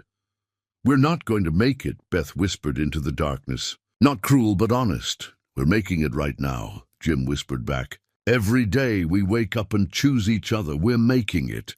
That's not enough. Love isn't enough when you can't afford formula or diapers or a crib that isn't held together with duct tape. Then we make it enough. We make love plus determination plus spite equal survival." Spite. The desire to prove them wrong. To show them that their money and their power and their cruelty can't destroy what we have. That's worth something, isn't it? Beth didn't answer, but she pressed closer to him, and they held each other in the dark while the city outside continued its restless noise, and their son grew despite everything trying to prevent his existence. They were, as Jim said, making it right now. Tomorrow would bring its own impossibilities, but tonight they had each other, and that was its own form of wealth, even if it couldn't pay the bills. Chapter 8. The inevitable breaking. The contractions started during Beth's shift cleaning the 43rd floor of a bank building at 2 a.m. on a Tuesday. She was alone, mopping marble floors that reflected her exhausted face back at her in warped dimensions. When the first real pain hit, not the practice contractions she'd been having for weeks, but something deeper, more insistent, a sensation that felt like her body was reorganizing itself from the inside. She leaned on the mop handle, breathing through it, telling herself she had hours before this became urgent. The baby wasn't due for 3 more weeks. This was just her body practicing, preparing, nothing to worry about. By 3, she couldn't deny what was happening. The contractions were coming every 7 minutes, regular as clockwork, each one forcing her to stop and grip whatever was nearby. A desk, a doorframe, the handle of her cleaning cart that contained all the supplies she wouldn't be able to finish using tonight. She called Jim, who was in the middle of his warehouse shift, and heard his sharp intake of breath when she said the words. "I'm in labor. It's too early, but it's happening." "I'm coming," he said immediately, and she could hear him already moving, telling Carlos something she couldn't make out. "Call an ambulance!" "Please, Beth, don't try to be strong about this." "Call an ambulance! We can't afford—" The next contraction cut off her words, forcing her to breathe in short gasps, while the pain rolled through her like a tide that didn't care about their financial situation. "Beth, call an ambulance now, promise me." But she didn't, she couldn't. $2,000 for an ambulance ride would destroy them. Would mean no food for a month, no electricity, no way to care for Timothy when he arrived. Instead, she made her way to the service elevator, rode it down to the lobby where the night security guard looked at her with alarm as she waddled past, clearly in distress. She made it to the bus stop just as the 3:15 arrived, the one that would take her most of the way home. The driver, a middle-aged black woman who'd seen everything this city had to offer, took one look at Beth and shook her head. "How far apart are the contractions, honey?" 5 minutes, Beth gasped, lowering herself onto a seat near the front. "Hospital's 3 stops from here. I can radio for—" "Please, just drive. I can make it home. My husband will take me." The driver muttered something about stubborn young women, but pulled away from the curb. The other passengers, night shift workers, insomniacs, people with nowhere else to be at this hour, pretended not to notice Beth gripping the seat in front of her, breathing through contractions that made her vision tunnel to pinpoints of light. A man in scrubs, probably heading home from his own hospital shift, moved closer. "I'm a nurse," he said quietly. "How far along?" 37 weeks, and that's full term. You need to get to a hospital." "I know." Another contraction hit, and Beth couldn't stop the small sound that escaped her throat. "I'm going home first. Please, I just need to get home." The nurse stayed close, timing her contractions on his watch until Beth reached her stop. He helped her off the bus, tried once more to convince her to let him call for help, but Beth shook her head and began the 3-block walk to her apartment. Each step felt like a negotiation with her body, a plea for just a little more time, just a little more strength. She made it to her building as another contraction crashed over her, forcing her to lean against the graffitied wall and moan through the pain. Mrs. Chen was somehow there. She always appeared when needed, like a guardian angel in orthopedic shoes.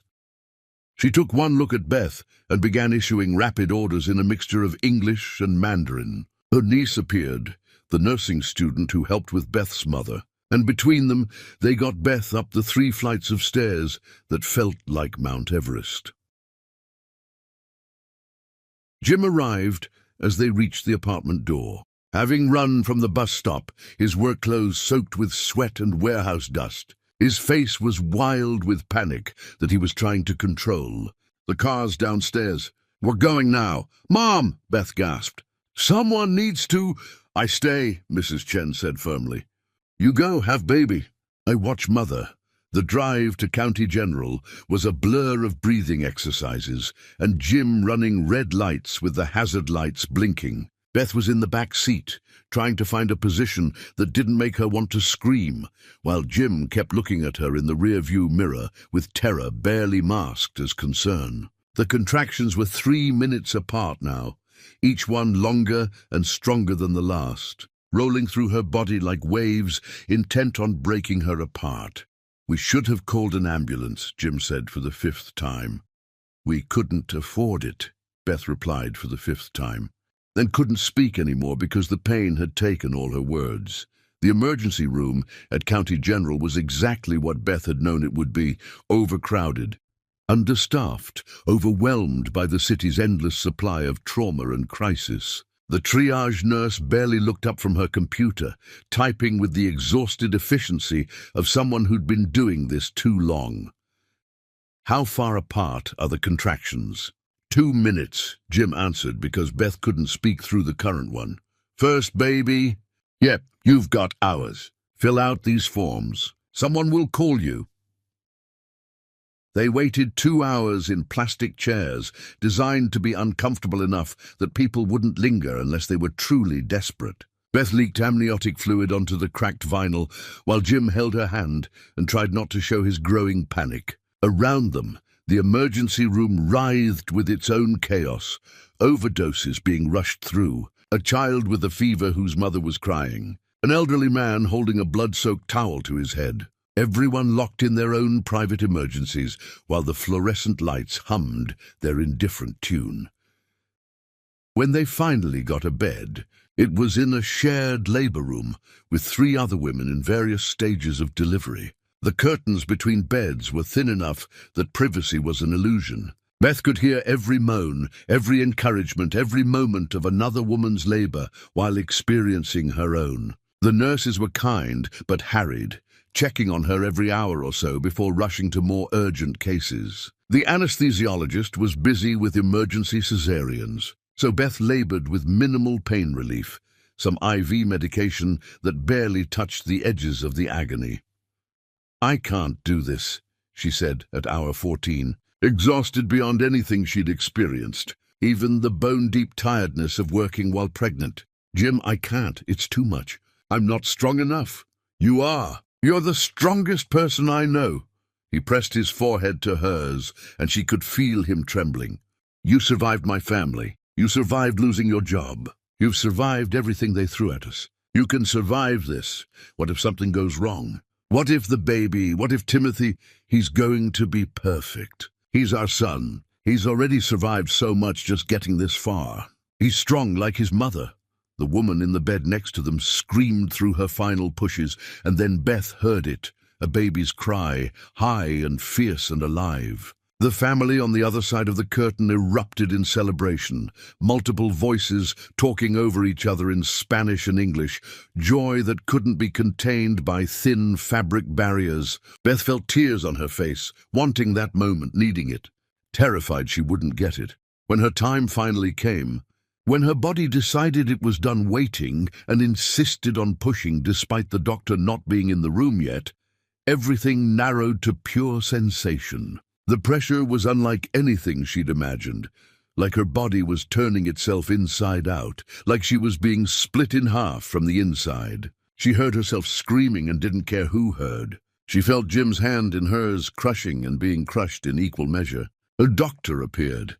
Someone she'd never seen before, would never see again. Just another professional at the end of a long shift, and began issuing instructions Beth could barely process through the pain. Push when you feel the urge. Don't push between contractions. You're doing great. She pushed until she thought her body would shatter. She pushed until the world narrowed to nothing but pressure and burning and the desperate need to get this baby out. She pushed through exhaustion so complete she forgot her own name, forgot everything except the primal imperative to birth this child. Time became meaningless. There was only the cycle of contraction, pushing, brief rest, repeat.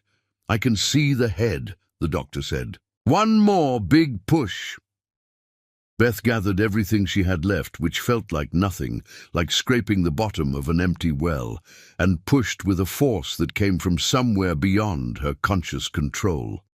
She felt the moment of release, the sudden absence of pressure, and then a sound that made her forget every second of pain that had come before it. Timothy's cry, high and fierce and absolutely alive. It's a boy, the doctor said, though they already knew that. Small but healthy. Good lungs on this one. They placed him on Beth's chest, this tiny warm weight covered in vernix and blood, slippery and perfect, and hers. He was so small, barely 6 pounds, but his cry was enormous, announcing his arrival to a world that had tried to prevent his existence. Beth wrapped her arms around him and sobbed, from relief, from exhaustion. From love so overwhelming it felt like drowning in the best possible way. Hi, Timothy, she whispered, her voice broken from screaming. Hi, baby. I'm your mama. I'm here. I've got you.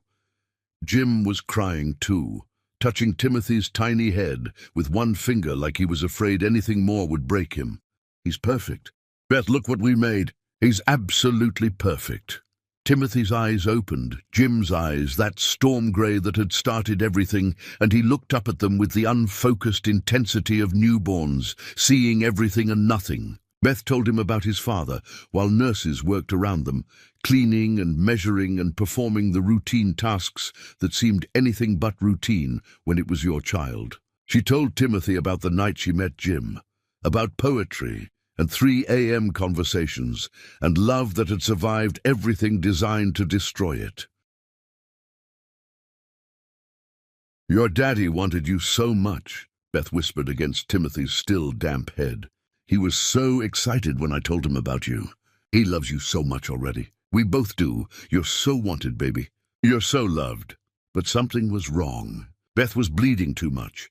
Could feel it pooling beneath her in warm waves that made the nurses exchange worried looks. They were pressing on her abdomen, massaging her uterus to help it contract, but the bleeding wasn't stopping. The doctor was called back, his irritation at being interrupted clearly visible until he saw the growing pool of blood.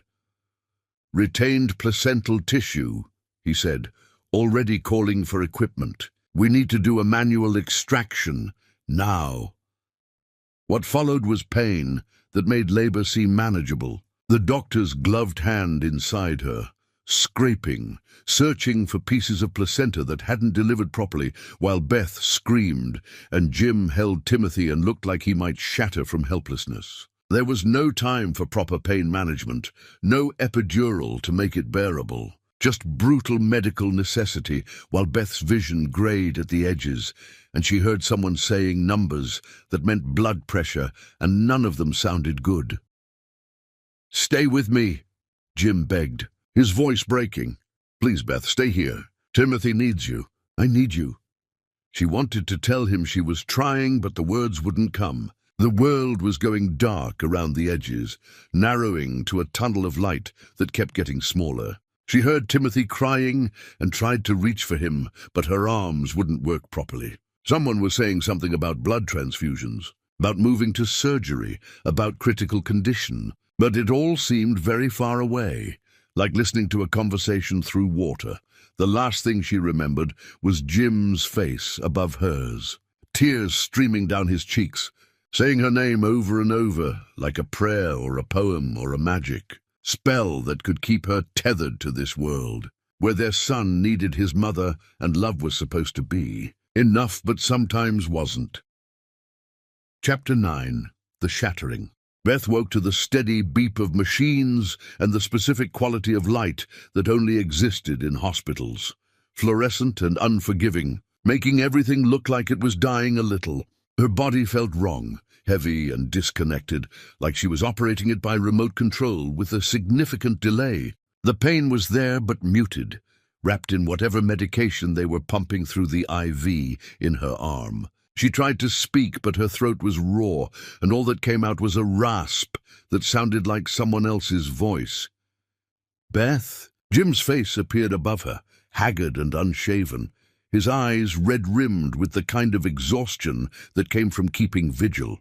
"Oh, thank God you're awake." "You're here, Timothy." The word barely made it past her lips, but Jim understood. He's perfect. He's in the nursery. They're monitoring him because he's small, but he's perfect, strong, stubborn like his mother. Jim was crying now, touching her face, like he needed to confirm she was real. "You almost died, Beth. You lost so much blood. They had to take you to surgery, and then you wouldn't wake up, and I thought I was going to lose you." "How long?" 2 days. You've been unconscious for 2 days. 2 days. She'd missed 2 days of Timothy's life. The crucial first days, when bonding happened, when babies learned their mother's voices and smells and the particular rhythm of their hearts. "I need to see him. Soon, the doctor wants to check you first." "But Beth, there's something else." Jim's expression shifted to something she couldn't read. Grief. Fear, anger. "My family knows about Timothy. Someone from the hospital called them. Professional courtesy, or maybe they paid someone, I don't know. But they know." Before Beth could process this, could figure out what it meant for their already precarious situation, a doctor entered. Not the exhausted resident who'd delivered Timothy, but someone older, with the kind of confidence that came from years of delivering bad news. "Ms. Money, I'm Dr. Martinez. How are you feeling?" "Like I got hit by a truck that backed up and hit me again." "That's not far from accurate. You had what we call a postpartum hemorrhage. You lost about 40% of your blood volume. We had to perform an emergency D&C to remove retained placental tissue, and you required 3 units of blood. There was a moment where we weren't sure." He paused, choosing his words carefully. "You're very lucky to be alive. When can I see my son?" "Soon, but I need to discuss something with you first. The hemorrhage caused some complications. There's a possibility. We won't know for certain without more tests, but there's a possibility you may have difficulty conceiving again. The scarring from the emergency procedure might affect future pregnancies."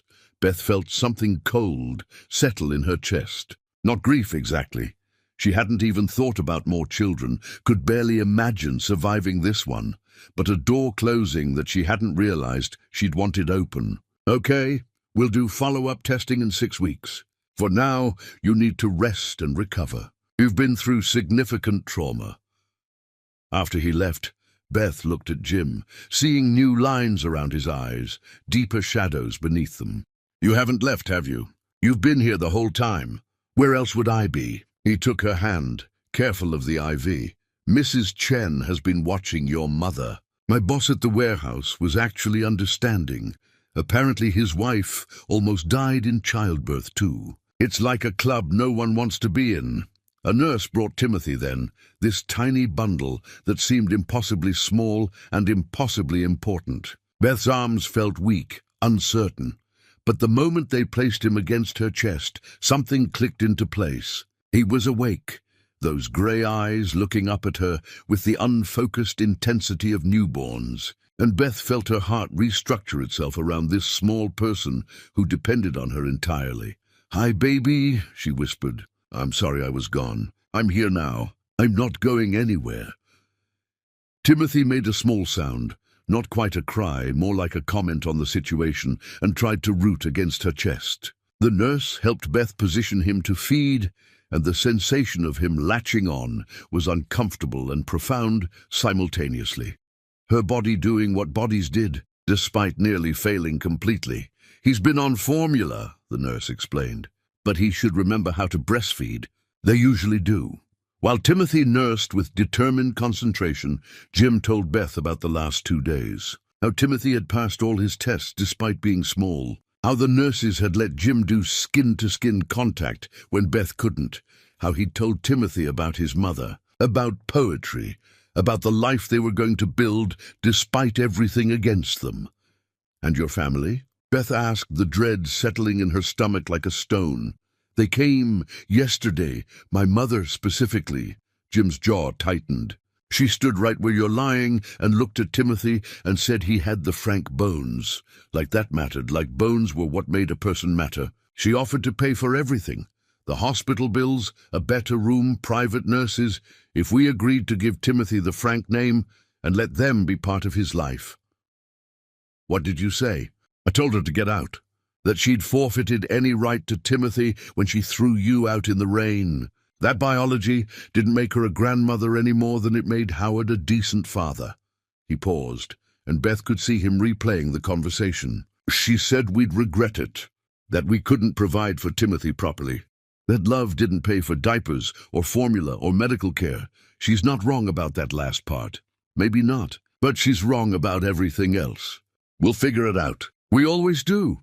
They were discharged the next day. Insurance wouldn't cover more, and the bills were already astronomical. Beth could barely walk, moving like someone decades older, each step pulling at incisions and disturbing the delicate process of healing. Jim carried Timothy in the donated car seat they'd gotten from a charity organization, while Beth leaned on his other arm. The three of them moving through the hospital like refugees from some unnamed disaster. The ride home was terrifying. Every pothole felt like a threat to Timothy's fragile neck. Every sudden stop a potential catastrophe. Beth sat in the back with him, one finger in his tiny fist, watching him breathe with the intensity of someone who'd almost lost everything and couldn't quite believe it had been returned. Her mother was awake when they arrived, Mrs. Chen having positioned her wheelchair so she could see the door. The look on her face when she saw Timothy, joy mixed with grief for all the people who should have been here to meet him, made Beth cry again, though she was so dehydrated from blood loss that no tears came. "He looks like David," her mother said, her shaking hand reaching out to touch Timothy's face, around the eyes, the shape of his mouth. "I know," Beth said. "I see it too. That first night home was a revelation in exhaustion. Timothy needed to eat every 2 hours, and each feeding was a struggle. He was used to the bottle now, and frustrated by the work of breastfeeding. Beth's milk was coming in, making her breasts rock-hard and agonizing. She was still bleeding heavily, soaking through the industrial pads the hospital had sent home. Jim tried to help, but he had to return to work the next night. They needed the money more desperately than ever. "I can't do this," Beth said at 3 a.m., Timothy screaming in her arms, refusing to latch, both of them crying in the dark apartment. "I don't know how to do this." "You're doing it," Jim said, though he looked as lost as she felt. "We're doing it. It's messy and hard and imperfect, but we're doing it." Mrs. Chen appeared the next morning with supplies, not new things, but items collected from other mothers in the building. A breast pump that had seen better days but still worked, lanolin for cracked nipples, a sling to carry Timothy while keeping hands free, frozen meals in containers that had been reused so many times the labels had worn off. "First baby is hardest," she said, watching Beth struggle to pump while Timothy slept fitfully in the donated bouncer seat. "Everything is new, everything is scary, but babies are strong. Mothers are stronger. I don't feel strong. I feel like I'm falling apart. Falling apart is how you know you're doing it right. If it was easy, wouldn't be worth doing." The bills started arriving when Timothy was a week old. Not just the delivery and Beth's emergency surgery, but the NICU monitoring, the blood transfusions, the medications, each with numbers that might as well have been in foreign currency for all the sense they made. 43,000 for the surgery, 12,000 for the blood, 8,000 for the NICU, numbers that represented more money than Beth had ever seen, would ever see. "We'll apply for charity care," Jim said. staring at the bills spread across their tiny table like evidence of their failure. Payment plans, something.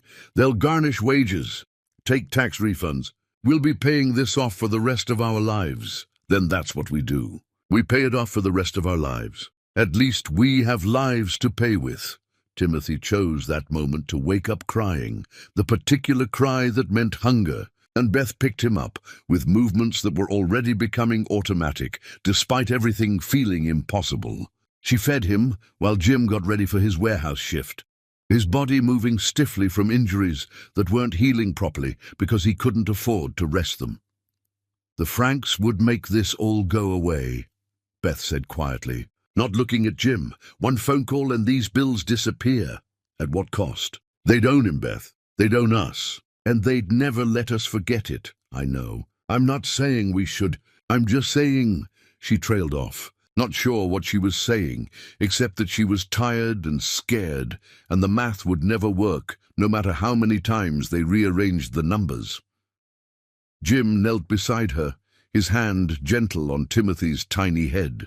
We chose this. We chose him. We chose each other. That has to be enough because it's all we have.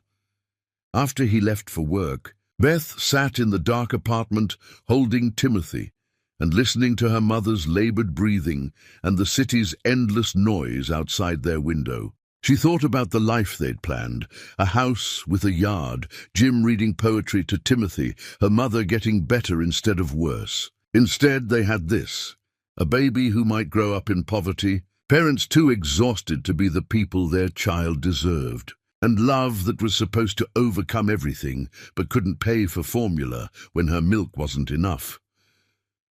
"I'm sorry," she whispered to Timothy, who was milk-drunk and peaceful in her arms. "I'm sorry we couldn't give you more, but I promise you'll always know you were wanted. You'll always know you were loved. That has to count for something." Chapter 10. The True Cost. It wasn't a bridge. There was no sudden cinematic collapse, no tearing metal, no spectacular fall into dark water. The thing that finally broke them was quieter, more mundane, and infinitely more cruel. It was the tooth. The wisdom tooth Jim had ignored for 9 months. The one he'd sacrificed for Timothy's ultrasound had long ago stopped being a dull ache. It had become a low-grade fever he couldn't shake, a constant throbbing pain he managed with ibuprofen he stole from the warehouse first aid kit because they couldn't afford a new bottle. He'd been working 3 tutoring jobs on top of the warehouse, his body running on a toxic cocktail of caffeine, sugar, and sheer spite. He was thinner, his face drawn, the soft parts his mother-in-law had worried about now completely eroded, leaving behind something brittle and exhausted. He collapsed on a Friday evening, halfway through helping Beth give her mother a bath.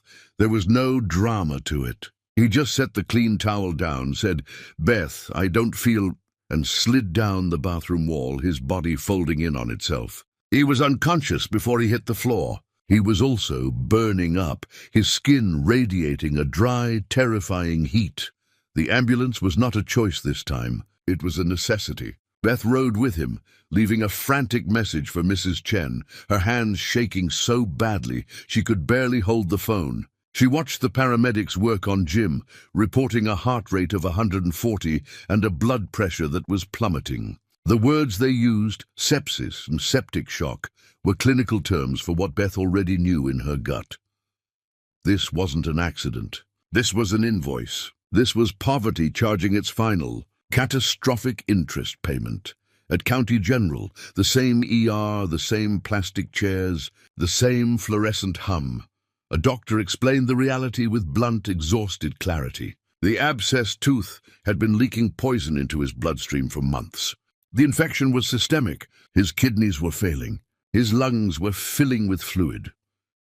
"We're inducing a coma," the doctor said, not meeting her eyes. "It's the only way to let his body rest while we flood him with antibiotics. But Miss Money, you need to prepare yourself. His organs are shutting down. The prognosis is guarded." Beth sat in the ICU waiting room while her husband, the man who read Neruda and had learned to load trucks, fought for his life against an enemy that could have been defeated for the price of a dentist's visit. She pumped breast milk in a cold, sterile lactation room, the mechanical whir thump of the machine sounding like a clock counting down. She called Mrs. Chen, who reported that Timothy was fine, that Beth's mother was agitated but safe. "Go," Mrs. Chen had said. "Be with your husband. We are here." On the second day, Howard Frank appeared. He didn't look like a victor. He looked old and tired and smaller than Beth remembered. He stood in the doorway of the ICU room, staring at his son's swollen, unconscious body, hooked to a ventilator that breathed for him. "I heard he was here," Howard said, his voice flat. "Get out," Beth said. She didn't have the energy for rage. She just had a vast, empty exhaustion. "He's dying. He's been dying since the day you threw us out. This is just the end game. I can have him moved." Howard stepped into the room, pulling out a checkbook. "Sacred Heart, the best specialists. I can pay for it all. The bills here will destroy you." "They already have." Beth stood between Howard and Jim's bed. "You think this is about money? You think you can buy him back now that you've broken him? He's not for sale. This is pride, Beth, stupid, childish pride. You're letting him die in a public hospital to make a point." "I'm keeping him safe," she corrected, her voice low and fierce. "Safe from you. You did this. Your obsession with values and backgrounds and strength. You wanted him to be tough. Look at him. This is what tough gets you in our world. It gets you dead from a toothache because you can't afford to be weak." She looked at this man who had everything and understood nothing. "He chose me. He chose our son. He chose poverty and honesty over wealth and poison. And I will honor that choice. I will not let you swoop in and play the savior now that your cruelty has run its course. Now get out of my husband's room." Howard looked from her to his son and back again. He saw something in her eyes, not fear, not grief, but a final, unbreakable resolve. He placed a business card on the table. "When you change your mind," he left. Beth tore the card into tiny pieces and let them fall into the trash. Jim did not die, but he did not, in the way the world measured it, fully recover. He was in the coma for 3 weeks. When he woke, the man who returned was different. The septic shock had deprived his brain of oxygen for long stretches. The man who woke up was Jim, but a Jim who had been sandblasted, his edges blurred. He knew her. He knew Timothy, but his short-term memory was shattered. The part of his brain that held poetry and complex ideas was now a room with the lights flickering. He struggled for words that used to come effortlessly. He had tremors in his hands. His honest hands now shook with a permanent palsy. They transferred him to the same state rehab facility Beth had dreaded, and the long, slow work of recovery began. Beth's mother passed away a month later, peacefully in her sleep. Beth held a small service with Mrs. Chen and Timothy, mourning a life of hardship and strength, and then she went back to the hospital. She brought Timothy every day. She took 3 buses, her body aching with its own fatigue, and sat with her husband while he relearned how to tie his shoes. Fog, he'd say, frustrated, pressing his palms to his temples. "The word, the thing, it's gone." "It's okay," Beth would say, guiding his hand. "It doesn't matter. I know what you mean. Timothy, safe? Timothy is safe. He's right here. He's walking now." Jim would watch his son, now a sturdy, serious toddler, stacking blocks on the rehab floor, and sometimes he would weep with a frustration that had no name. He hadn't just lost his past. He'd lost the ability to hold on to the present. They were married in the facility's common room a year after his collapse. Patricia, her old nursing friend, was the witness. Mrs. Chen was the photographer. Timothy, now 2, was the ring-bearer and held the plastic ring with grave importance. Jim's vows were simple. 3 sentences he'd practiced for weeks, his voice halting but clear. "I love Beth. I love Timothy. I choose this." They finally moved into a first-floor, disability-accessible apartment in the same building. Mrs. Chen had bullied the landlord. Jim qualified for disability payments, a meager sum that felt like a fortune. It meant Beth could stop cleaning offices and take a part-time job at a local clinic. Their life found its new rhythm. It was a rhythm of pill schedules and physical therapy appointments, and Jim's foggy days where he couldn't remember Timothy's name, only that he loved the small boy fiercely. The Franks' empire crumbled. Howard died of a heart attack. Wesley was indicted for the fraud Jim had sworn to expose. Their downfall was a footnote in the paper, a story Beth read with no satisfaction. They were just ghosts from a different, colder world. On Timothy's 3rd birthday, Jim was having a good day. A clear day? They had a party in the building's courtyard. Mrs. Chen made a cake, and all the neighbors brought a dish. Jim sat in his wheelchair. Walking was still difficult and exhausting, watching his son run and laugh. He had been writing, small fragments in a notebook, his handwriting shaky. That night, after Timothy was asleep, he showed it to Beth. "I don't remember the first night in the hospital. I don't remember the poetry I read," he said, his voice thick with the effort of communication. "But I made this for you, for Tim." Beth took the notebook. The poem was simple, halting, and the most beautiful thing she had ever read. "The words are gone, the bridge is down. I do not know the man I was, but I know your face, I know his hands. I know the choice I make each day. To wake, to stay, to choose this love. Again, again, again." Beth leaned her head against his, tears tracing paths on her cheeks. They sat in their small, cluttered living room, surrounded by medical supplies and second-hand toys. Outside, the city hummed its restless, indifferent song.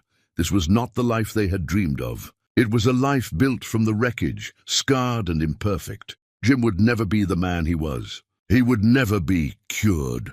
Their poverty was a permanent, dull ache, no longer a crisis but a condition. But they were here. Timothy was sleeping safely in his room. Jim's hand, shaking but warm, found hers. "It's a good story," Jim whispered, not knowing if he was talking about the poem or their life. "The best," Beth whispered back, and meant it. They had not defied death. They had not conquered their enemies. They had, with grit and impossible endurance, simply survived them. They had lived, and in a world designed to break them, living and choosing to love again, again, again, was the only victory that mattered. The end.